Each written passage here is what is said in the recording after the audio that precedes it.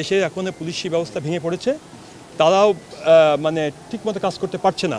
এই সুযোগে এই যে আমাদের বীর সন্তানরা, আমাদের এই তরুণ প্রজন্ম যে যুদ্ধ করে জয়লাভ ছিনিয়ে আনলো, তাদের এই জয়লাভকে নস্যাৎ করার জন্য এটি কুচক্রী মহল ষড়যন্ত্রে লিপ্ত হয়েছেন। তারা বিভিন্নভাবে রাতের বেলা আতঙ্ক ছড়াচ্ছেন এবং কিছু জায়গায় ঘটনা ঘটাচ্ছেন, যাতে এই জয়টা আমাদের জনগণ ভোগ করতে না পারে। তাদের অন্য কোনো বদ কি মসদ উদ্দেশ্য আছে। আমরা সরকারও চেষ্টা করছেন, জনগণও চেষ্টা করছেন। আমরা জনগণকে বলবো, আমরা যদি ঐক্যবদ্ধ থাকি, কোনো সন্ত্রাসী গোষ্ঠী, চাঁদাবাজ, দুর্নীতিবাজ যে আসুক না কেন, ঐক্যবদ্ধ থাকলে কোনোভাবেই আমাদেরকে পরাস্ত করতে পারবে না।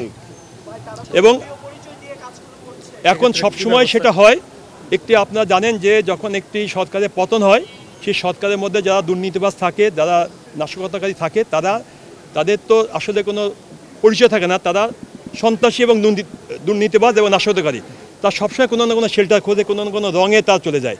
আমরা আমার দল থেকে আমরা স্টেটমেন্ট দিয়েছি, কোনো ধরনের কোনো লোককে যাতে দলে ঢুকতে না পারে সেভাবে সজাগ দৃষ্টি রাখার জন্য। এবং আমরা প্রশাসনকে বলেছি যে দলের লোকও যদি হয়ে থাকে তার বিরুদ্ধে কঠোর ব্যবস্থা নেওয়ার জন্য। এবং আমাদের দেশনায়ক তারেক রহমান তার বক্তব্যে বলেছেন, যেই হোক, সে দলের লোক হোক, দলের বাইরের লোক হোক, যেই হোক, এই মুহূর্তে যেই অন্যায় করবে তার বিরুদ্ধে প্রশাসন এবং দল সর্বোচ্চ ব্যবস্থা নেবে।